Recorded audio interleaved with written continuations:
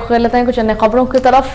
तो सबसे पहले हम बात कर लेंगे बिहार बजट पर। आज बिहार बजट सत्र का 7वां दिन है और आज बिहार विधानसभा के बजट सत्र का 7वां दिन है। आपको बताते चलें कि थर्ड सप्लीमेंट्री बजट पर आज सदन में चर्चा होगी और पेश किया जाएगा बिहार विनियोग विधेयक 2025। पक्ष विपक्ष के सदस्य इस विधेयक पर करेंगे चर्चा। वित्तीय वर्ष 2025-26 के लिए शिक्षा विभाग का बजट भी किया जाएगा पेश। आज सदन में हंगामा कर सकता है विपक्ष।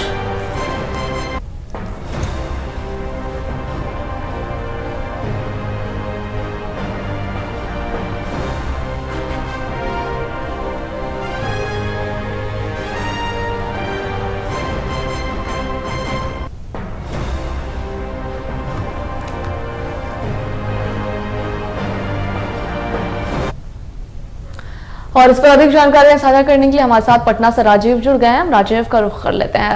राजीव, आज बिहार बजट सत्र का 7वां दिन है, आज क्या कुछ होगा सदन में?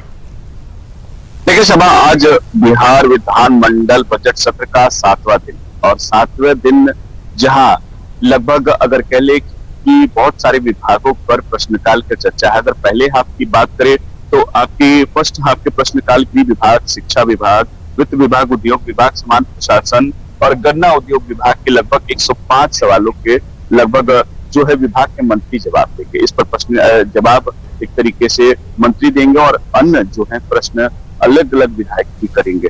वहीं अगर सेकेंड हाफ की बात करें तो डिप्टी सीएम सम्राट चौधरी विनय आयोग विधेयक पेश करेंगे और उनकी सेकेंड हाफ में ये वित्त मंत्री के द्वारा ये पेश किया जाएगा।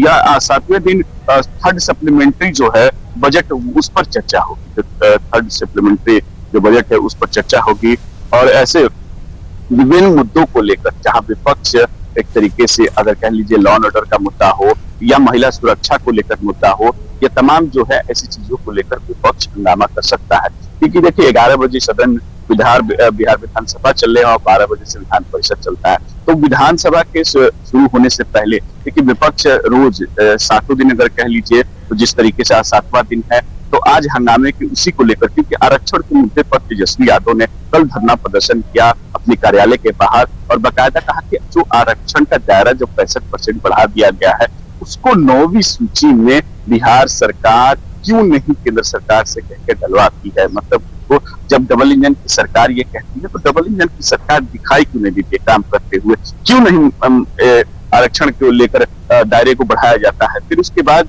चाहे वो डोमिसाइल नीति को लेकर हो, डोमिसाइल नीति को 100% लागू करने के बाद विपक्ष सरकार को घेरने की कोशिश पिछले सत्र में किया था। तो इस बार डोमिसाइल नीति हो, महिला सुरक्षा को लेकर, जिस तरह महिलाओं को लेकर नालंदा की घटना को लेकर जिक्र विपक्ष ने एक जोरदार हंगामा किया कि नालंदा में जहां एक महिला को पैर में लगभग 9 कील के गए थे, उसको लेकर भी एक जहां कटिहार में एक बच्ची के साथ घटना हुआ उसको लेकर, तो जिन तमाम जो मुद्दे हैं उस पर लेकर विपक्ष हंगामा कर सकता है और हंगामेदार होने की उम्मीद है। 7वां दिन है, भले विभिन्न विभागों पर चर्चा है, समाज प्रशासन से लेकर गृह विभाग और ये तमाम चर्चा होगी। पहले अगर बजट के कह लीजिए कि पहले लंच से पहले की अगर चर्चा होगी, उसके बाद वित्त मंत्री अपना एक सप्लीमेंट्री बजट उस पेश करेंगे, उसके बाद उस पर चर्चा होगी। लेकिन जो हंगामा विपक्ष के है इन घेरने की कोशिश करेगी इन मुद्दों पर लेकर, जो महिला सुरक्षा हो या आपको अपराध जिस तरीके से बढ़ रहे हैं उसको लेकर हो, और उसको लेकर पहले ही एक तरीके से तेजस्वी यादव ने सरकार को घेरने की कोशिश की है। कई बार एक तरीके से कहा कि बिहार में बढ़ते अपराध को लेकर सरकार निरंकुश हो चुकी है, जो सरकार नीतीश कुमार चला रहे हैं वो खत्म हो चुकी है।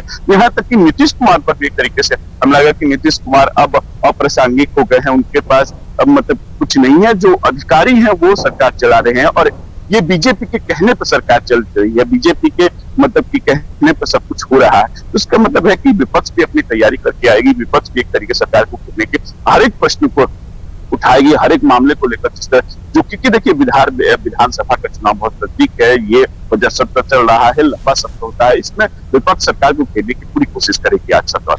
जी राजीव, अच्छा देखिए, पिछले दिनों हमने शराब को लेकर के भी बयानबाजियां सुने थे, क्योंकि होली का त्यौहार है, नजदीक ही है, बहुत नजदीक है, रमजान भी चल रहा है। इसको लेकर के जगह जगह शांति समिति की बैठक भी हो रही है। प्रशांत किशोर ने कहा था कि उनकी सरकार बनती है तो वो शराबबंदी कानून को खत्म कर देंगे। एक तरफ बिहार में शराबबंदी कानून लागू है, लेकिन फिर भी अक्सर शराब की खेप मिलते हैं और अवैध शराब पकड़ाते। तो ऐसे में होली को लेकर के क्या कुछ तैयारियां देखने को मिल रही हैं?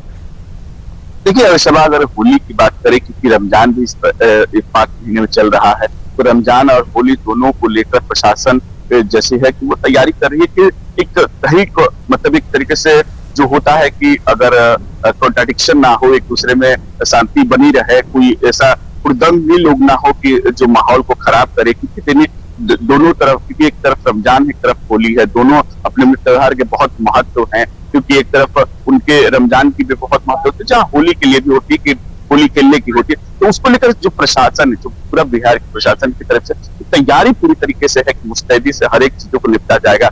हर एक जो भी अगर उपद्रवी दोनों तरफ से अगर कोई होते तो उन पर कड़ी कार्रवाई की। इसको लेकर प्रशासन अपनी पूरी एक तरीके से जो खाका तैयार किया। विनय कुमार ने भी, जो डीजीपी है, उन्होंने कहा है कि हम जो टीम है, जो रिस्पॉन्स जो टीम है, तुरंत जो 5 सेकंड 10 सेकंड में अगर कहीं से सूचना आती है, तुरंत वहां पुलिस पहुंचती है और कार्रवाई करने के लिए वहां पहुंचेगी। तो हम ऐसी टीम बना रहे हैं और ऐसे बिहार पुलिस को बना रहे हैं कि एकदम तुरंत कार्रवाई हो और किसी भी अपराधी को छोड़ा नहीं।